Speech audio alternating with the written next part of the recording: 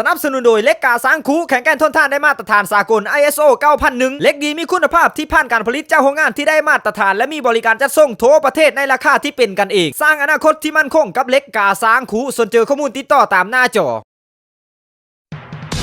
สบายดีพี่เพื่อนเซเน็ตเมื่อไว้วันนี้เฟซบุ๊กจิงลีน้อยได้เปิดเผยแบบพวกคนป้าสายพันธุ์พิเศษที่มีหน่วยตาเป็นสีฟ้าปะโถตาหน่วยบักใหญ่เลยอันนี้อุ้ยนี่มันคนละเผ่านี้อยู่นิวซีแลนด์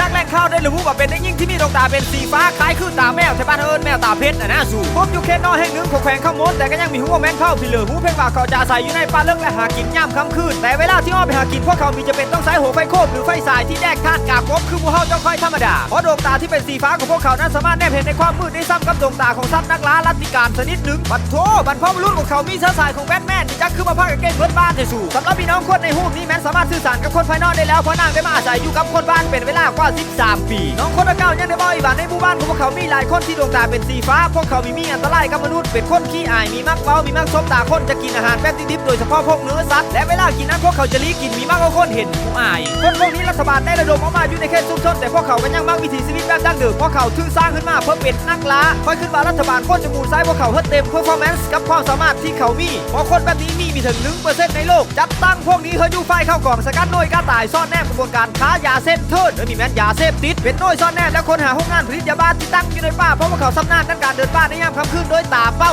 ค่อยว่ามันจะเป็นเพลิงที่อาย่อมไปเลยดีไม่ดีอาจจะกลายเป็นซูเปอร์ฮีโร่แววในหนังของคล้ายมาแววเลิกกับเป็นได้สวยลองขึ้นบ้างแม่บลูไซคนป่ามหาปลาไหลน่าหูแข่งกับสไปเดอร์แมนและโทนี่สตาร์กหมดแล้วท้าอาศัยไม่เลยในข้อคือการต้องเป็นหนังที่อัดแน่นอยู่ในความแซ่บดากอย่างแน่นอนแต่เธอนั้นเลิกกับตามคนที่มีดวงตาเป็นสีฟ้านั้นยังมีการค้นพบยุคประเทศจีนและในคนป่าบางโซนเผ่าที่อาศัยอยู่ตามลุ่มน้ำอเมซอนและมิสซิสซิปปีแต่เป็นจำนวนน้อยที่มีถึง 1% ของประชากรโลกแต่คนที่หากินในยามกลางคืนคือกระเพรานี้ก็พบได้โดยทั่วไปโดยเฉพาะในนครหลวงเวียงจันทร์มันกินจนเทคฟิตจนเกิดแจ้งมือตะมาลุกไปเฮ็ดเวเฉยทั้งที่ยังแหงอยู่นั้นก็น่ามาเป็นความสามารถพิเศษอีกอย่างหนึ่งของคนบ้านแต่ก่อนอื่นเคยบาผ้าอีน้อยๆนั้นกลับมาใบป้าเลิกสะก้อนจังน้อยบรรดาเส้นโหยเขาหูละสิผ้ากันไปท่าแป้งคูดเลขจังน้อยมาสิกลายเป็นคนบ้าซุปแป้งทอดคอครอบจืดสนับสนุนโดยน้ำดื่มโลมาค่ำน้ำดื่มสะอาดเพื่อสุขภาพน้ำดื่มเหล้าที่ได้มาตรฐานสากล ISO 2000เพราะสุขภาพที่ดีของทานคือความภูมิใจของพวกเฮา